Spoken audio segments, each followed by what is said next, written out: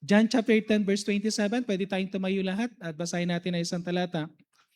John chapter 10 verse 27. Okay, John chapter 10 verse 27. Basahin natin na sabay-sabay. Ready, go. My sheep hear my voice and I know them and they follow me. Ang tunay na tupa ng Panginoon, okay, nakikinig sa kanyang tinig. Okay, pwede mong sabihin na ikaw ay saved, pero dito pa lang sa verse na to, makikita nyo na yung isang evidence of salvation, nakikinig ang tupa ng Panginoon. Okay? Sabi ng Panginoon, I know them. Of course, ang Panginoon lang nakakalam kung sinong ligtas. Kaya nga tinitingnan lang natin itong mga evidences. At isang evidence na makikita rin natin, and they follow me. They follow me. Okay? May nakita kaming mga sheep doon sa Taisan, doon sa going sa ating youth camp. Merong isang area doon na maraming sheep at maraming goats. Amen? Sa right side goats, sa left side sheep. Okay? Bumaba kami.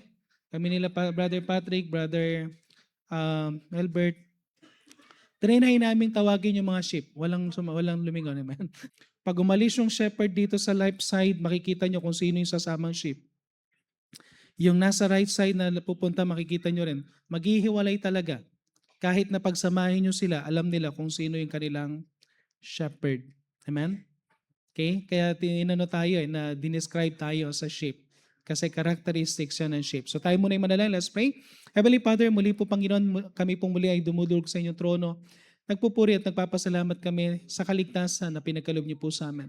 At dalayan ko rin po Panginoon na tulungan niyo rin po kami na ito pong lesson na ito will another lesson na pwede pong mag-examine ng aming puso if we are really saved, Panginoon. At tulungan niyo po kami na nawa ma-appreciate namin, Panginoon, ang bawat evidences na pwede naming makita mula sa inyong salita kung kami po ay tunay na naligtas.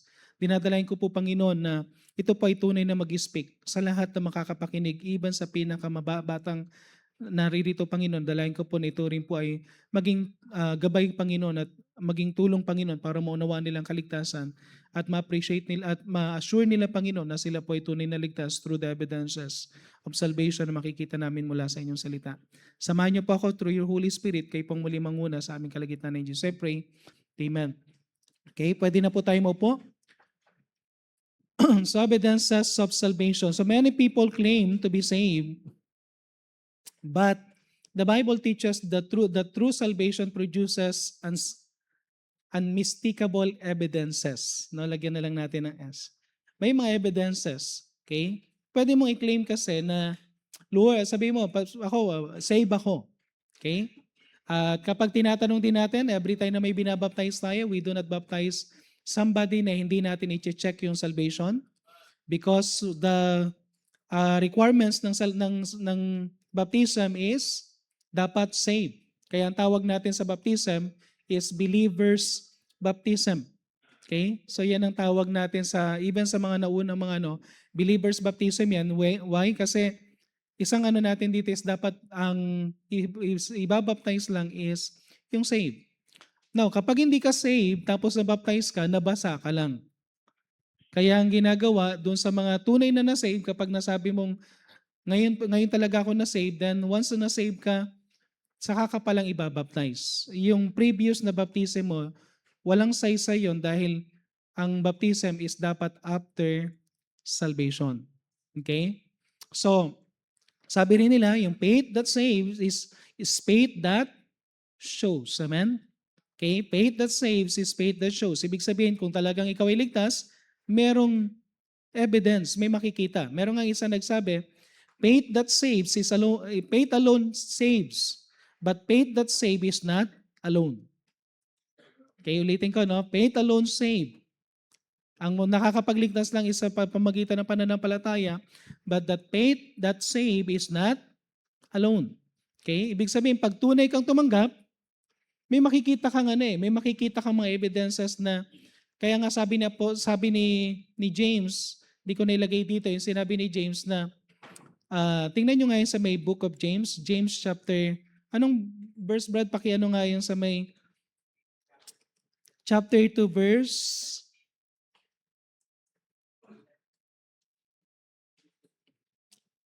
Yung faith without works is dead. Meron siyang sinabi doon eh. Meron siyang gusto kong emphasize yun.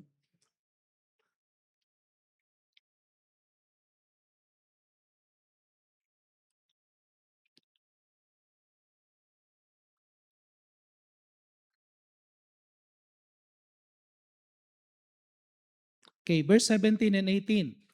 Tingnan yung sinabi sa verse 17. Sabi niya dyan, no? So wala ito sa ating lesson, pero sabi niya dito, even so faith, if it hath not works, is dead being alone. Okay? So pag sinabi mo meron kang faith, pero walang kasama yung faith, ibig sabihin that faith is dead. Kasi sabi dito, yeah, a man may say, thou hast faith, and I have works. Tingnan niyo yung kanyang challenge. Show me thy faith without thy works, and I will show thee my faith by my works. Okay? Ang sabi niya, kaya mo bang ipakita yung pananampalataya without works? Pero ang sabi ni Apostle, sabi ni James, I will show thee my faith by my works. Hindi ibig sabihin na yung works ang nagliligtas, ha? Ang sinasabi lang ni James dito, kaya during that time, yung book of James, pinag-isipan nila yan sa canonization kung isasama, dahil akala nila nagko-contradict sa Bible. Hindi nagko-contradict. Kundi pinapaliwanag lang ni James, ng tunay na ligtas, may ebidensya.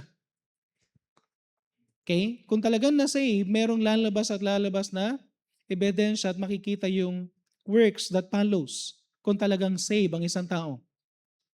Amen? Kasi madaling sabihing ligtas, pero hindi nakikita yung ebidensya. So naglagay ako dito ng 5. Okay? By the way, nasa ano pa lang tayo, pwede ko pa itong mabago along the way kapag gagawin na natin itong lesson. Pero at least meron tayong something na masimulan, no? So 5 evidences na tingnan natin. First, okay, ready na kayo? So sagutan natin, there's an inner witness of the Holy Spirit that you are saved. There is an inner witness of the Holy Spirit that you are saved. Okay? Kaya bang basahin? Sa mga gumagawa ng PowerPoint, i-consider nyo yung mga natin, ha? Yung mga malabo na yung mata, amen? Okay? Hindi lahat is teenager dito. Yung iba, mukhang teenager lang, amen? Okay? So, baka hindi na nila gaano mabasa. Lalong-lalo na yung yung nearsighted, no? So, there is an inner witness of the Holy Spirit that you are saved. Romans chapter 8 verse 16. Marami tayong mga verses, kaya nagsimula na kagad ako dito sa ating Romans chapter 8 verse 16. Ang sabi sa Romans chapter 8 verse 16, the Spirit itself beareth witness with our spirit that we are the children of God. Okay, isang bagay dito, no? Ikaw lang makakalam nito. Hindi namin ito makikita. Ikaw makakalam, sabi sa Bible, the Spirit of God will bear witness that you, with your spirit, that you are a child of God. Okay? Merong ang Holy Spirit nagbibigay sa iyo ng assurance na ikaw ay talagang ligtas. Meron kang peace of mind, meron kang kumbaga kapag tinatanong mo ang Panginoon, hindi lang ito merely emotion. Sabi nga dito, this is not just an emotion, but the working power of the Holy Spirit in your life. Mararamdaman mo na may working ang Holy Spirit sa iyo. May kakaibang pagbabago. Later on, makikita natin yan. At yung mga changes na yon is because of the Holy Spirit that is in you. Okay? Ikaw ang nakakalam nun. Pero kung sinabi mong na-save ka, pero walang nangyayari, walang pagbabago, walang working ng Holy Spirit, something wrong. Okay? Kasi ang Holy Spirit ang unang magko-confirm sa isang tao na siya ay ligtas. Dahil magiging indwelt tayo ng Holy Spirit. Siyang magbibigay sa iyo ng assurance that you are saved. Galatians chapter 4. Okay, Galatians chapter 4. So, buklatin niyo yung mga Bible niyo kasi wala dyan yung mga pinaka-text, although nandyan sa taas, no? Galatians chapter 4 verse 6. Sabi yan sa Galatians chapter 4 verse 6. Ang sabi yan, and because ye are the sons of God, hath sent forth the Spirit of His Son, and that is the Holy Spirit, into your hearts crying, Abba, Father. No? So He gives you assurance of being a child of God. Kapag tayo ay saved, kapag merong Holy Spirit, ang Holy Spirit ang nagbibigay sa atin na assurance na tayo ay anak ng Diyos. Paano niya yung isang assurance dito is, bibigyan ka ng Spirit ng Panginoon na tawagin mo siyang Abba Father. Okay? Siyang magano sa iyo na meron kang relationship, personal relationship with God. Okay, mararamdaman mo na meron ka ng personal relationship through the Holy Spirit. Kasi siya yung magano sa iyo, yung tutulong sa iyo. That's why malaking problema no kapag ang isang tao ligtas tapos hindi nagpi-pray. Okay? Kasi ang tunay na save, binigyan ka ng binigyan ka ng Holy Spirit, ng pinakaano niya is to cry, Abba Father. Ibig sabihin, ikaw ay tatawag sa iyong Ama. Kasi may personal relationship ka na sa Father, sa Heavenly Father. Okay? So ang Holy Spirit ang nagbibigay na yan. Another thing, 2 Peter chapter 1 verse 4.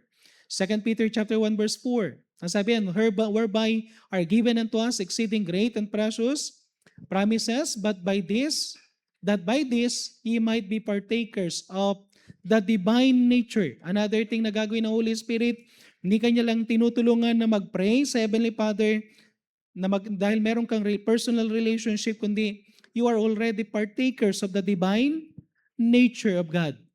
Okay? You became partakers of God's divine nature. So yung sagot dyan is divine. Ano yung divine nature na tinutukoy natin? The Holy Spirit. No wonder kapag ang isang tao ay tunay na naligtas, pag ikaw ay ligtas na, meron ka ng kaba pag gumagawa ka ng kasalanan. Okay? Nung ako ay na-save, hindi ko alam kung ano yung kasalanan ko sa nanay ko that time. Pero alam ko meron akong kasalanan na pag uwi ko sa bahay, alam ko papagalitan ako pagka nalaman ng nanay ko. Pero sabi ko, nung time na yon, dati ang galing kong yung magsinungaling, no? Yung hindi ganong Pero that time, simple lang yung bagay na yun, pero pwede kong palampasin na para bang white lies lang. Pero honestly speaking, that time na na-save ako, nung magsisinungaling na ako sa nanay ko, gusto ko pero sabi ko, ang hirap hindi mo na magawa yung pagsisinungaling na kaya mo naman noon. Okay? One time, tinanong ako ni Sister Flor during the time na sumasama ako sa visitation. Sabi ni Sister Flor sa akin, kumain ka na? Para hindi na magabala si Sister Flor, hindi naman, nasa isipan ko yung pagsisinungaling na di ba kung minsan may isip tayo na mayroong black lie, merong gray, merong white. Okay? Pero wala talagang ganun eh. Ang lie is lying pa rin. Amen? Okay? Nung sinabi ko kay Sister Flor, kumain na po ako. Then, sunod na tanong niya, anong kinain mo? So, ang hirap sagutin, So, nag-isip pa rin ako na sagot. Tapos, saan ka kumain? Para sunod-sunod, sabi ko, nahalata ako saglit. Hindi natatapos. Then sabi ko, kay Sister Flor, hindi pa po ako kumain. Okay? Then, ang sabi ni Sister Flor sa akin, alam ko, kasi halatang halata sa'yo. Alam mo yon? Kapag ikaw ay nagsisinungaling at ikaw ay Kristiyano at may ginagawa kang kasalanan because of the Holy Spirit, hindi ka na mapakali. Hindi na normal. Nakukuha niyo ibig sabihin? Dati normal sa iyo ang isang bagay na ginagawa mong kasalanan, pero dahil mayroon ka ng divine nature, may changes.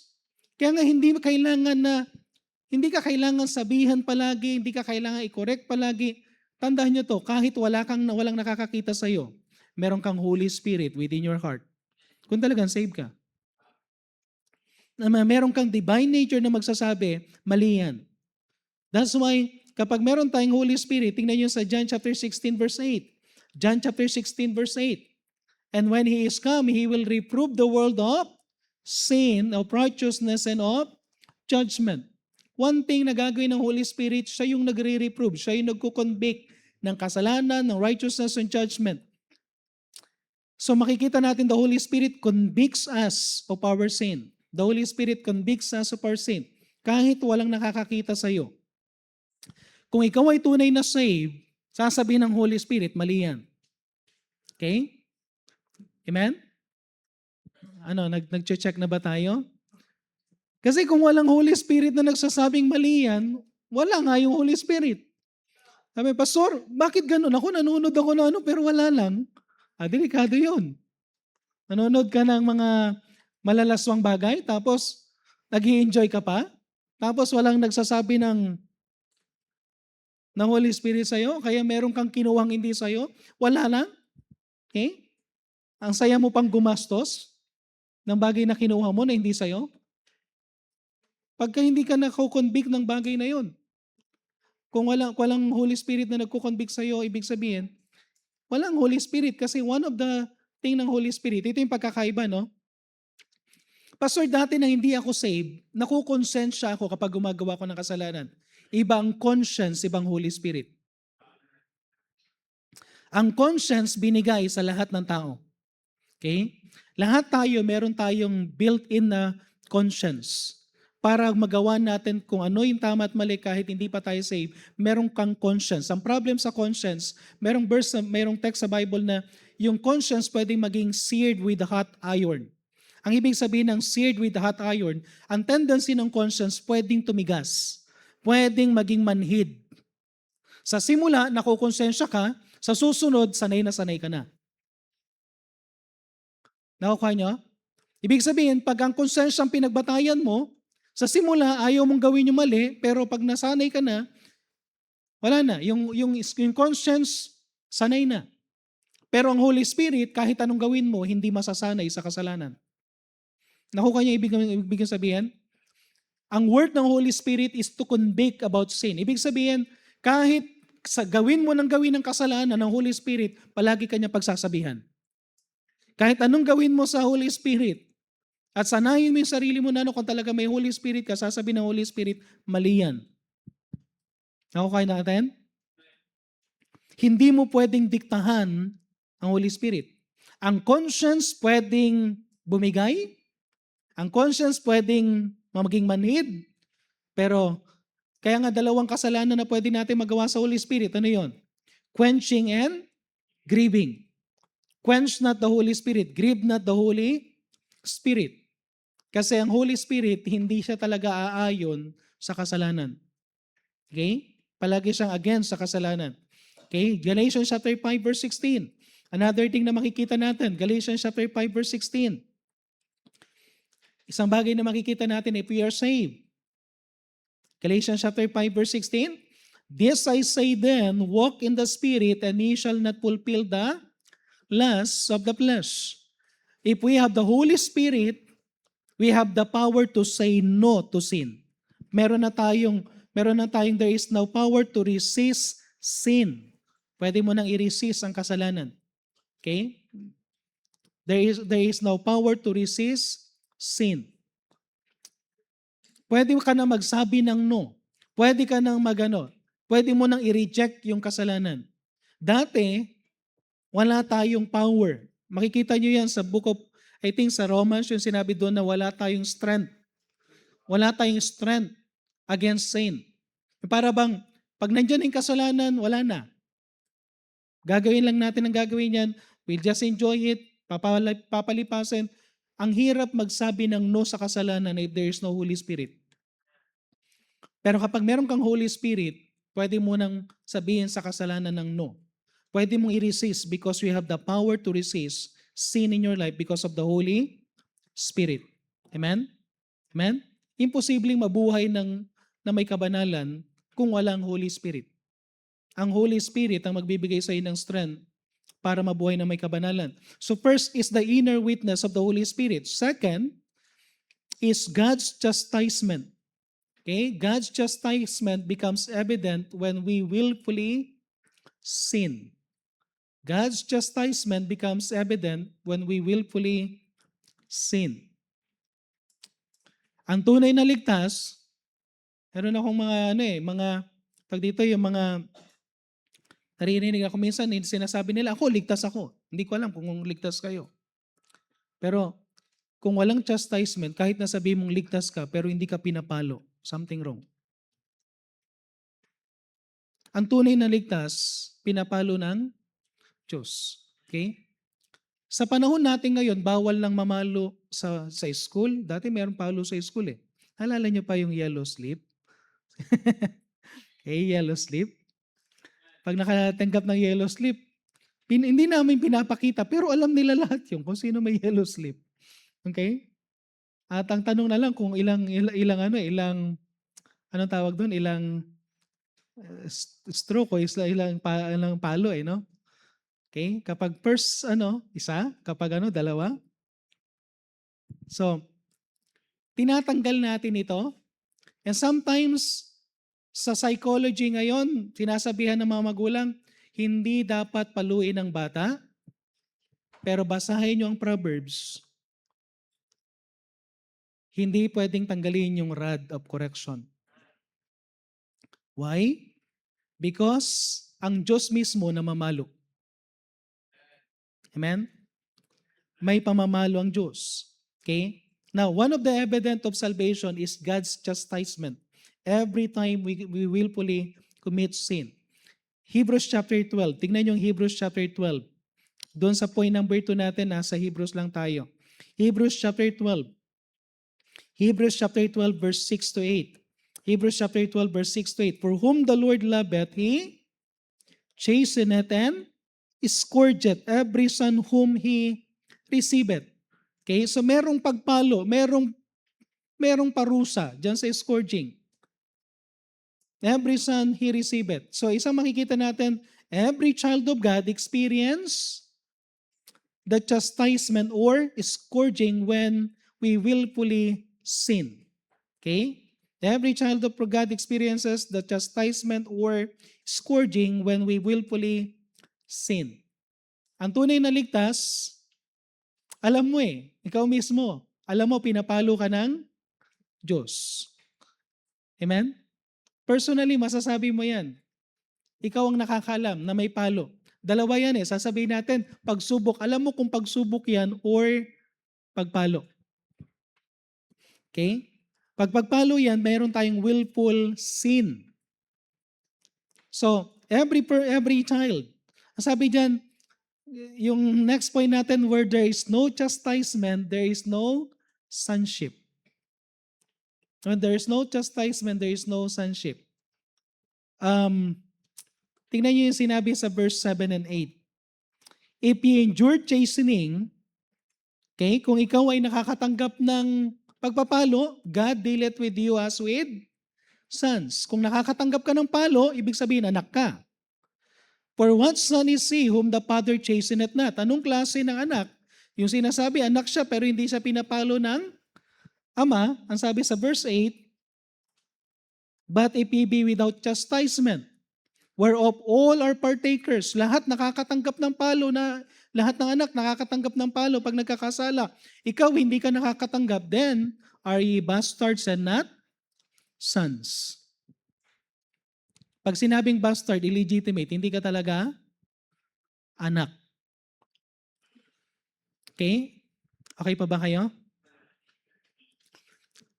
Alam nyo, masarap ang pakiramdam na kapag nagkasala ka, pinalo ka ng Panginoon. Kasi alam mo, save ka. Halimbawa, meron kang ginawang meron kang ginawang kasalanan, agad-agad merong palo sa iyo ang Panginoon. Pasalamatan mo ang Panginoon. Okay? Halimbawa, may problem, maraming palo ang Panginoon Palo ng Panginoon, pwedeng mawalan ka ng pera. Palo ng Panginoon, pwedeng magkaroon ka ng sakit nang kahit sinong doktor, hindi makita yung sakit mo, no? Amen? Ang mga chastisement, sometimes, hindi lang sa iyo, kundi kasama mo rin sa bahay. Nadadamay. Chastisement yun. Okay? Iba-ibang yan. Maraming chastisement. Pero, pag pinalo ka ng Panginoon, thank God, huwag mo na isipin yung sakit ng palo, at least save ka. Amen? Pero kapag ang dami mong ginawang kasalanan, grabe, ang dami mo nang ginawang kasalanan, from time to time, gawa ng kasalanan, enjoy na enjoy ka pa, tapos walang palo, pray tayo doon, mag-evaluate tayo doon, baka hindi tayo saved. Amen? Kasi marami na ngayon na pinapababaw nila, even sa preaching, pinapababaw ang kasalanan. Alam yung pinanlalaban nila? Merong grace of God. Pero tandaan natin, merong grace ang Panginoon, pero hindi mo dapat, anong tawag doon sa Galatians chapter 2? Galatians chapter 2 verse 20, do not prostrate the grace of God. Merong hangganan ng grace of God. At the same time, kahit na may grace and mercy ang Panginoon, okay? Kahit na meron ayun, I do not prostrate the grace of God. Kahit na may grace ang Panginoon, kahit may mercy ang Panginoon, ang tunay na ligtas, meron pa ring chastisement. Alam niyo ba ang Panginoon nagpapatawad every time na nagkakasala tayo, pero nandun pa rin yung chastisement? Tingnan niyo yung buhay ni David. Pag pinag-aralan yung buhay ni David, di ba naghumingi naman ng tawad? Sino nag-correct kay David? Si Prophet Nathan. Kinorek ni Prophet Nathan si David.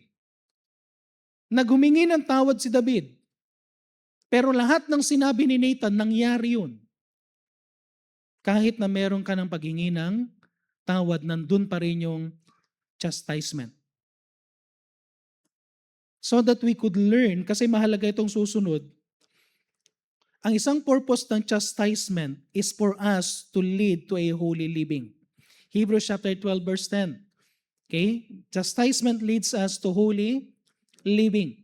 Kasi ang sabi sa verse 10, for they verily for a few days chasten us after their own pleasure. Yung mga magulang nga natin sometimes napapalo tayo. Pero sometimes dahil gusto yung na lang pleasure o kaya parang sariling ng magulang. But sabi dito, pero pagdating sa Panginoon, but He for our profit, that we might be partakers of His holiness. One of the reason bakit na may palo, tandaan nyo to, no? Bakit tayo pinapalo ng Panginoon? Because God wants us to be holy. Amen? Okay? Kaya kapag pinalo ka ng Panginoon, yung bang kagagawa mo pa lang ng kasalanan, may palo ng Panginoon. Sabi mo sa Panginoon, Lord, maraming salamat, at least konti pa lang, mano pa lang, pinalo mo na ako. And sabihin ko sa inyo, hanggat hindi ka titigil sa kasalanan na yon, nadadagdagan yung chastisement. Pero once na tumigil ka, may biyaya ang Panginoon na pwedeng withhold something, pero meron pa ring chastisement. Pero at least, withhold niya na yung mga susunod. Amen? At least magsisimula na siya ng healing process. Magsisimula ng healing process pagkatapos, pero pag humingi na tayo ng dahil ang pinakagusto ng Panginoon, you experience the holy living. Kaya huwag tayong maniniwala. Pasensya na pero sasabihin ko to, no? May mga pastors na nagsasabing na kahit magkasala sila, kahit gawin nila ito paulit-ulit, na hindi daw nawawala yung kanilang sa pagiging pastor, hindi po totoo yun kasi may chastisement ang Panginoon. Ang question lang, sino talaga yung pinapalo, sino yung hindi? Kung walang palo, hindi ligtas. Amen? Okay? Again, Pastor, sino hindi natin masasabi kung sino yung ligtas, pero isang tiyak, one of the evidence of salvation is chastisement. Okay? Pangatlo, transformation is taking place in the life of the true believers. May transformation. 2 Corinthians 5:17, therefore if any man be in Christ, he is a new creature. All things are passed away. Behold, all things are become new. So when a person truly comes to Christ, kapag talaga na-save at naligtas siya, change follows. Hindi ito kagad nung na-save ka, biglang meron ka ng tawag doon, ano yun? Halo, no? Parang santong-santo ka na, no? Hindi ganun agad. Pero nagsisimula na yung transformation sa'yo. Ano yung mga transformation na mangyayari? Sabi nga dito, inilagay ko dito, in-emphasize ko, change in life is not one day event. Okay? It unfolds gradually over time. Okay? Gradually. Paunti-unti yan. Bakit paunti-unti? Kasi ang Panginoon meron pa tayong sinful nature, pero nagsimula na siya. Yung presence ng Holy Spirit within you, meron ng changes na gagawin ng Panginoon. May changes na. At ano yung gagawin pa dito? Hindi lang sa Holy Spirit na ano, Ezekiel chapter 26 verse 36 or 36 verse 26. Ang sabi dito, isang bagay na ibibigay sa atin ng Panginoon is a new heart will I give you and a new spirit will I put within you. So one thing na mangyayari, kapag tayo ay tunay na saved, God will give us a new heart and new spirit. Okay? God will give us a new heart and new spirit. Meron ka ng heart. Yung heart mo dati na matigas, pusong bato. Amen? Yun naman ang nilagay doon heart of stone. Gagawin niya ng heart of flesh. Ibig sabihin, malambot na. Yung Holy Spirit, yung new spirit na tinutukoy ng Panginoon ng verse dito is the Holy Spirit. Na once na ikaw ay na-save, kakaiba na yung heart mo, iba na yung mga bagay na dinidesire mo, iba na yung laman ng puso mo, hindi na ganun katigas ang puso mo. Amen? Amen? Okay? Kaya pag sinasabi natin save tayo, baka save lang tayo by mouth, pero not by heart. Kasi kung ang tigas pa rin ng natin, para bang, yung bang kailangan mo pa ng, ano tawag doon? Yung pressure cooker para lumambot yung heart mo. Okay? Baka hindi talagang save Pero kapag isang tao ay saved, meron new heart and meron new spirit. I like this one. So Psalms 40 verse 3. Ano yung bagay na ibibigay sa atin na bago na sa Panginoon? He will put a new song in my mouth. Amen? Hindi na wordly song. Oo, merong Kapag nag-i-enjoy ka pa sa wordly song, tapos wala kang ganang kumanta ng How Great Thou Art, wala kang ganang kumanta ng ano yung mga kinakanta natin, yung At Calvary, wala kang ganang kumanta ng mga songs na kinakanta natin dito, tapos pagdating sa labas, kabisado mo yung mga song ng Koreano kahit hindi mo naiintindihan. Amen? Gabi hindi mo naiintindihan, pero ang galing-galing mong magkanta. Talagang with feelings talaga. Ay, ang tunay na save, binabago na ng Panginoon yung song sa mouth natin. Hindi na natin kinakanta yung mga dating kinakanta natin doon. Okay? Hindi mo nakakantahin yung sana dalawa ang puso ko. Amen? Hindi mo nakakantahin yung ano ba yung mga kanta? Isang linggong pag-ibig. I will always love you. Ano ba yung mga nun? Okay? Hindi mo nakabisado yung mga, tawag dito yung album ng mga Meron ka ng ibang song na gusto mong kantahin. Even sa sarili mong place, kung meron kang may ginagawa ka. Alam niyo ang tunay na save, kapag ka may ginagawa ka na kahit na paulit-ulit yung song, mas gusto mo ba sa Christian song? Okay? Colossians chapter 3 verses 1 and 2. Colossians chapter 3 verses 1 and 2. Ang sabi sa Colossians chapter 3 verses 1 and 2, if ye then be risen with Christ, seek those things which are above, where Christ seated on the right hand of God. Kung talagang ikaw ay ligtas na, you are risen with Christ, isisik mo na? The things which are above. Verse 2, set your affection on things above, not on things on the earth. Kaya kapag tunay na save, God will put a new desire in your heart. Iba na yung desire mo. Anong desire mo? Nag-expect ka na anong gagawin ko, no? Kung ang plano mo sa buhay ay plano mo dito sa lupa lang, wala. Baka hindi ka save kasi hanggang lupa ka lang plano mo Anong plano mo 10 years from now? Magbibuild ako ng ganito. Dapat meron na akong work na ganito. Hindi mo ba inisip na someday sasabihin mo rin sana, ang goal mo rin, mga 10 years from now, sana meron na akong na-witness na ganito karami. Dapat meron na akong nadala sa Panginoon. Kasi gusto ko pagdating doon sa langit, alam mo yun, dapat ang Kristiyano, pinag-uusapan natin ano yung itsura natin pagdating natin sa harapan ng Panginoon Okay? Kaya yung mga ginagawa natin dito sa madaling magbigay, madaling mag-sacrifice, honestly. Hindi mahirap mag-sacrifice if your desire is those things which are above. Kung alam natin na every time na nagbibigay tayo sa mission, Just imagine, around 70% na yata yung 60 to 70% yung binibigay ko para may support sa mission.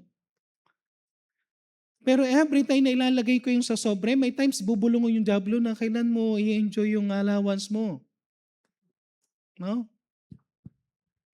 Pero isang bagay lang, alam ko kasi na merong eternal dividend.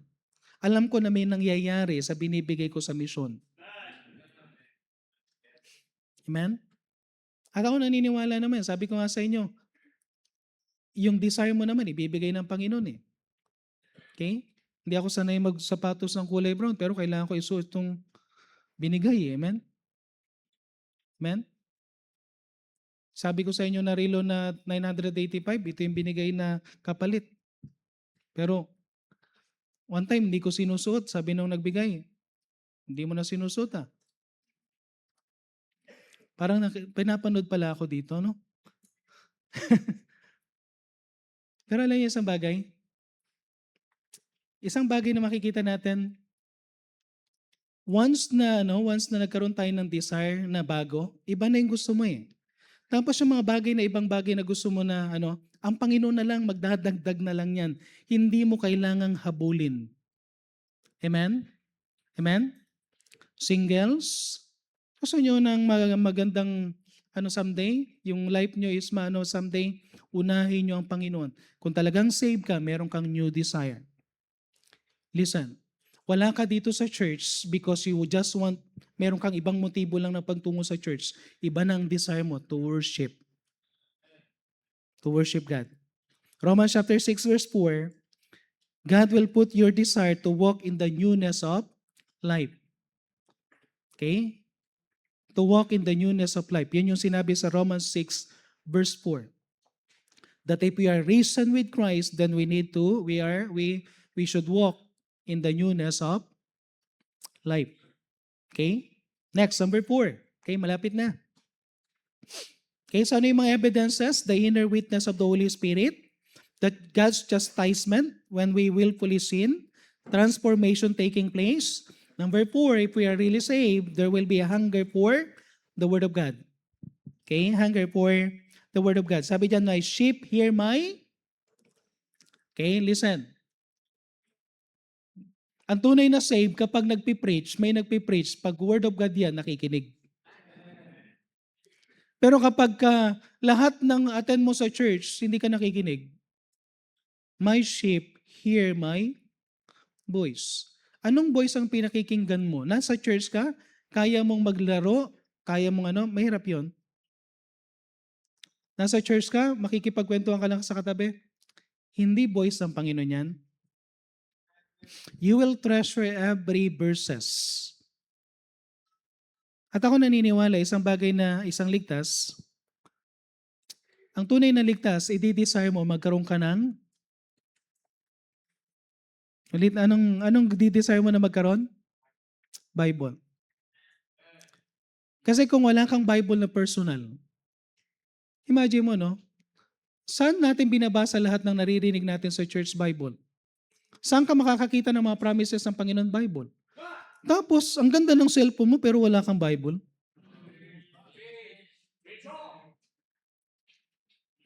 Okay? Sa susunod, inisip ko na nga magbenta kaya tayo ng Bible doon sa Bulusan, ay sa tawag dito, Labo. No? Bili tayo ng Bible na, tapos para lahat ng walang Bible, makabili ng mura. Amen? Amen? Kasi halimbawa ganito, pag-come, gustong-gusto mo. Pero pag worship, wala. Pag fellowship, ang ganda. Pero pagka worship, wala. Amen? Okay? Dapat tayo, pag the Word of God, hear His voice. Okay? My sheep hear my voice and I know them and they follow me. So you will desire the sincere milk of the Word. 1 Peter chapter 2 verse 2. Ang unang ligtas nga, yung unang tawag dito, yung pag ikaw ay bagong ligtas, you are babe in Christ. You are babe, batang mananampalataya, baby. Ang isang babying mananampalataya, ang isang tunay na ligtas, baby pa lang yan, bagong-bago pa lang, he will desire the sincere milk of the Word. Sino sa inyo, naalala nyo, nang una kayo na save, lahat ng mga verses, talagang sinusulat mo, iniisa-isa mo, tapos pag nakita mo sa Bible mo, nilalagyan mo ng guhit, may highlighter ka. Okay? Yan ang ano ng isang newborn babe. Parang isang baby, nakakita na kayo ng baby? Pag ang baby, hindi naman siya marunong maggatas, pero ibigay mo sa kanya yung gatas, alam niya ang gagawin niya. Sisip-sip, amen? Amen? Okay? Alam niya yung pinaka-milk niya, alam niya yung pinaka-food niya, and that is yung milk ng kanyang mother. Pero tayo, bilang isang bagong mananampalataya, we need to desire the sincere milk of the Word. Then number 5, last, marami pang mga evidences, pero at least ito yung mga 5. There is a desire to be Christ-like. Ang tunay na ligtas, gusto mong maging katulad ng Panginoong Yeso Kristo. Hindi maging Korean-like, hindi maging China-like, okay? Hindi maging basketball, yung paborito mong basketball player na ina-idol mo. Ang tunay na desire ng isang saved is to be Christ-like. Hindi mo gagayahin yung mundo. Ang nasa isipan mong gayahin ang Panginoon. Amen? Romans 8 verse 39 o Romans 8 verse 29. Gamitin ko tong verse na to tawag dito. Ano yan controversial na version, pero tingnan niyo yung sinabi dito, for whom He did foreknow, He also did predestinate to be conformed to the image of His Son, that He might be the firstborn among many brethren. So after salvation ito ay hindi pa pagkatapos mo ma-save, you are predestinated to be like Christ. You are predestinated to be like Christ. Tandaan nyo to, we are not predestinated to be saved. Kasi yung predestinated to be saved, Calvinism yun. Okay? Anong sabi dun sa verse? Hindi sinabi na predestinated to be saved. Ang sabi yan, predestinated to be conformed to the image of His Son. Anong ibig sabihin? Pag ikaw ay na-save, ang pinaka-goal is to be Christ-like. Di ba merong nakita kayo na bowler na nakalagay WWJD? Sino sa inyo familiar dun sa WWJD? What would Jesus do? Okay? So ang pinaka-ano dyan is, halimbawa ang Panginoon, kapag ang Panginoon, nasa panahon natin ngayon, naka-hip-hop kaya siya? Okay? Pag ang Panginoon ba, naka-hip-hop ang Panginoon pagka sa panahon natin ngayon? Hindi. Okay? Nire-represent niyang kanyang Father. Maayos ang Panginoon manamit. Amen? Amen? Sa panahon ba natin ngayon kapag nandito ang Panginoon, tapos naka-slit ka, sasabihin ng Panginoon, ang ganda ng damit mo Hindi ka pupurihin ng Panginoon sa damit na yon? Of course, ang Panginoon, ang iano ng Panginoon is kabanalan.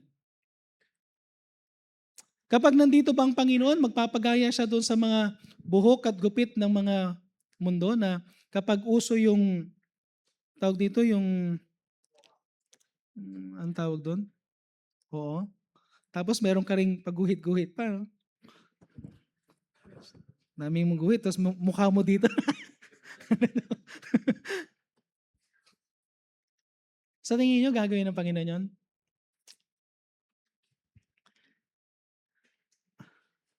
We are predestinated to be like Christ. The Lord Jesus Christ will observe holiness.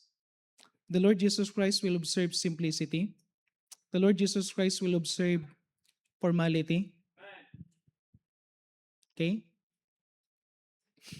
At ang Panginoon, kapag nandito siya, makikita natin, ang Panginoon hindi yan magmumura. Ang Panginoon hindi yan. Ang dami nating, and honestly speaking, marami pa rin tayo mga bagay na kailangan nating ayusin because that is not Christ-like. Kaya nga, pag sinabi natin Christ-likeness, marami sa atin, lahat tayo dito, marami pang bagay na kailangang makonform into the image of His Son. The way we think, the way we talk, the way we dress, the way we live, everything, dapat maging kawangis tayo ng Panginoon. And lastly, Philippians chapter 3 verse 10, if you are really saved, there is a growing desire. There is a growing desire to know the Lord Jesus Christ more. There is a growing desire to know the Lord Jesus Christ more. Ang isang tunay na saved, hindi ang magiging kontento sa pagkakilala niya sa Panginoon. Gusto niya pang makilala ang Panginoon. Philippians 3 verse 10. Philippians chapter 3 verse 10. That I may know Him and that, sabi dito, and the power of His resurrection and the fellowship of His suffering. Pag binasa niya yung Philippians chapter 3 verse 10, sabi na Apostle Paul, hindi ko tinitingnan yung sarili ko na dumating na ako sa antas na okay na ako. Patuloy pa rin siya pressing the mark of high calling. Pressing the mark of knowing the Lord Jesus Christ. Pressing forward na ano pa yung pwede kong matutunan about the Lord Jesus Christ. Amen? Gusto mo siyang makilala. Gusto mo siyang gayahin. Sasabihin ko sa inyo, kapag ikaw ay saved, isa sa paborito mo magiging part ng Bible na gustong-gusto mong basahin, yung word na may nakalagay na, thus saith the Lord. Sabihin ko sa inyo, ibang-iba yung word pag merong word na, thus saith the Lord. Sa New Testament, ibang-iba kapag nakasulat ng kulay red. Pag nakasulat ng kulay red yan, talagang i-treasure mo yan. Ano ibig sabihin kapag sa red edition na Bible? Pag bibili kayo ng Bible, maganda, bili kayo ng red edition. Huwag na yung masyadong maraming pero bakit may red edition? Sa New Testament, lahat ng naka-red, word of the Lord Jesus Christ. Okay? At pagka nababasa mo yan, parang iba yung dating sa iyo yan. And from time to time, kung talagang save ka, i-desire mo na matapos mong basahin ang Bible.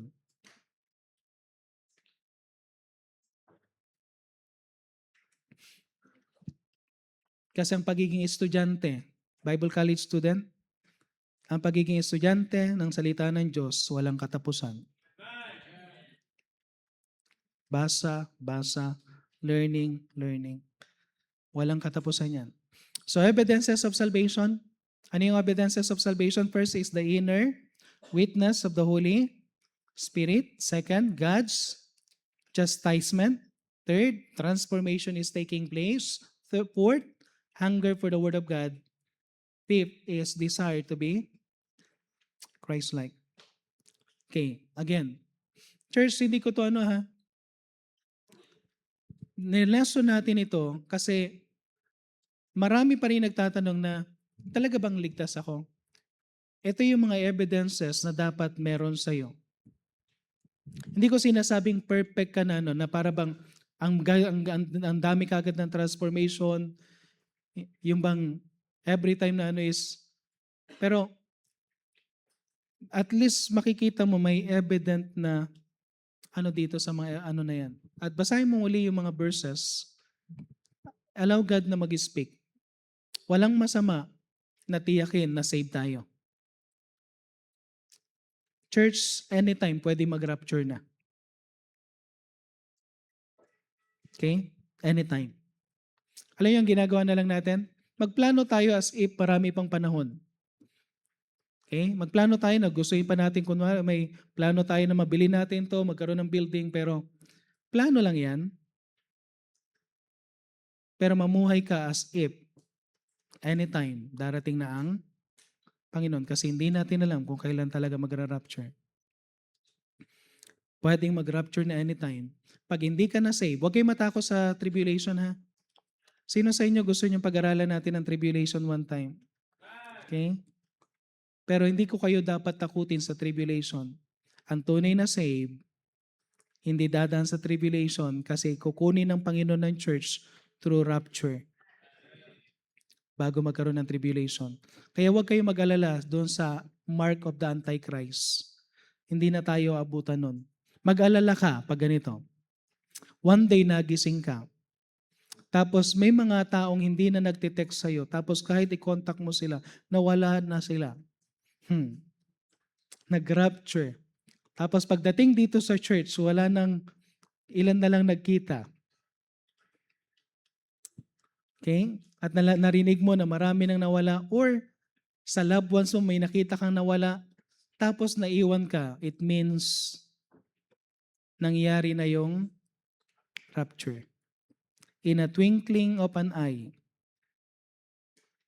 May kinanta yung choir last time, di ba? Dalawa magkasama. Yung isa nawala, yung isa naiwan. Natulog magkasama, yung isa nagising sa langit, yung isa nagising, nandito pa rin sa lupa. Walang masama kung i-check natin yung salvation natin. If there is no evidence of salvation, wag mong dayain yung sarili mo. Meron akong inner witness, nararamdaman ko yung Holy Spirit, pero hindi ka talaga pinupunan, nire-rebuke ng Holy Spirit. May chastisement naman, pero hindi naman talaga chastisement Walang nangyayaring transformation, wala kang hunger for the Word of God, wala kang desire to be Christ-like, then walang masama. Gumawa ka ng personal decision mo.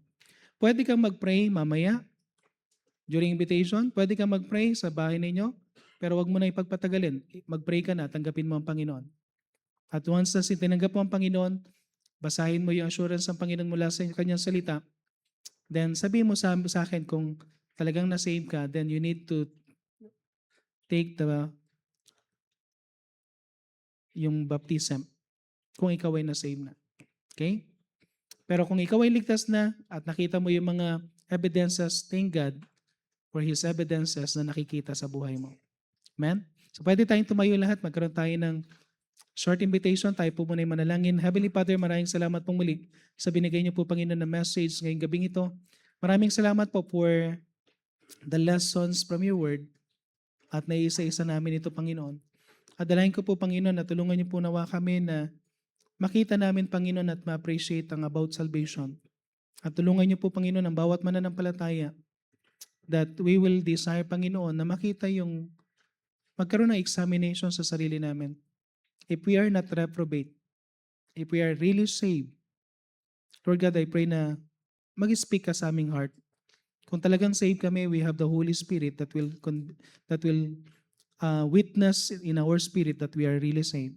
Kung talaga kaming saved, meron chastisement. Kung meron kami talaga is saved, meron transformation. Hindi agad-agaran ng pagbabago, but there is a transformation that is happening in our life. Kapag kami ay talagang saved, Panginoon, nandiyan yung hunger namin for your word. At ganun din po, Panginoon, we want to be Christ-like. So I pray na kung ito po yung mga nakita namin, Panginoon, we are thankful because we have evidences. But kung wala po, Panginoon, kayo pong mag-speak at I pray na magligtas po kayo. At kung meron kaming mga bisita na wala pong katiyakan ng kaligtasan, I pray na sila rin po ay magkaroon ng pagkakataon sa araw na ito, sa oras na ito, na tanggapin kayo bilang tagapagligtas. Bless po ang aming invitation sa pangalan ng Panginoon Jesus. Amen. So pwede tayong habang tumutugtog ating pianist, hindi na natin patatagalin.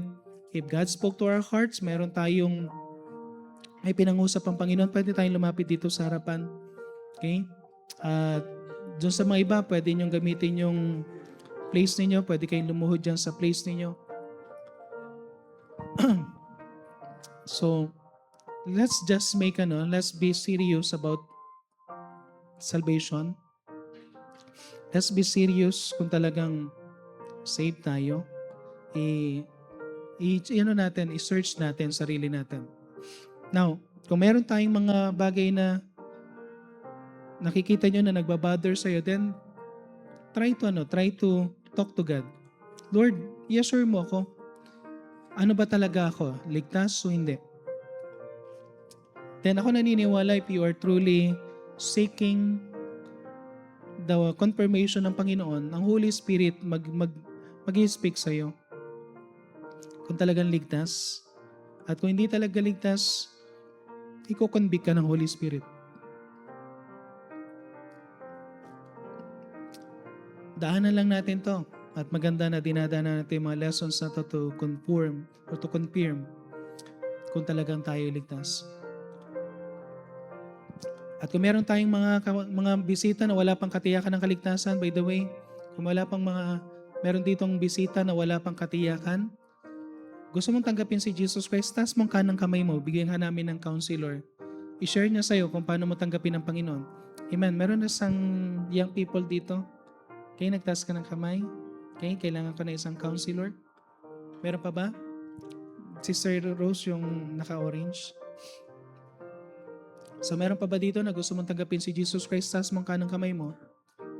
Papaliwanag sa'yo kung paano mo tanggapin. Hindi religion ang tatanggapin mo. Ang tatanggapin mo is walang iba kundi ang Panginoon Jesucristo. Okay? Meron pa ba? Meron pa ba? Wala na?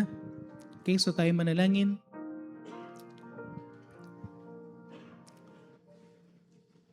Okay, so bago tayo mag-pray, church, pinag-aaralan natin tong lesson na to. I pray na nagiging blessing. Amen?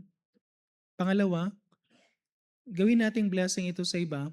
Pag natapos natin yung panglima, bibigyan ko kayo ng yung lahat ng lesson 1 to 5 na merong sagot, tapos merong blanco para pwede nyo na lang ipasirox. And I pray na meron kayong ileleso na tao. Okay? Kung meron kayo na witnessan, i-lesson nyo siya. At least yung 5 lesson na yon. Itong 5 lesson na to hanggang doon sa may gagawin natin sa this coming Sunday. Ako naniniwala doon sa 5 lesson na yon, it will be a great lessons na tawag dito. Hindi naman ito perfect lesson, hindi ito but at least it will help na yung tao na mawitnessan mo, maunawaan niya ang real meaning ng salvation. Okay? Para matawag dito, meron tayong madala sa Panginoon. Then, sa susunod, meron tayong panibagong set ng lesson. At yung set ng lesson na yun is about growth naman. Okay? So, 5 lessons ulit. So, naalala nyo pa yung growth? Sino pa yung familiar dito sa growth? Go to church, read your Bible, obey the Lord, witness to someone, talk to God through prayer, then Holy Spirit filling. So, alam ko pa natin yan, pero dadaanan din natin. Tapos yung mga ilang lesson, how to grow. Okay? Sige po. So tayo po yung manalangin. Let's pray. Diyos sa masalangit, maraming salamat pong muli sa binigay niyo po, Panginoon, na lesson. Lord God, I pray na tulungan niyo pang bawat isa po sa amin. Tulungan niyo kami, Panginoon, na mag-grow sa aming spiritual life. Mag-grow kami, Panginoon, sa mga lessons na ito. At para sa aming ligtas na Panginoon, to appreciate the salvation that we experience. But para din po, Panginoon, sa iba, para sila po, Panginoon, ay makagkaroon ng katiyakan ng kaligtasan.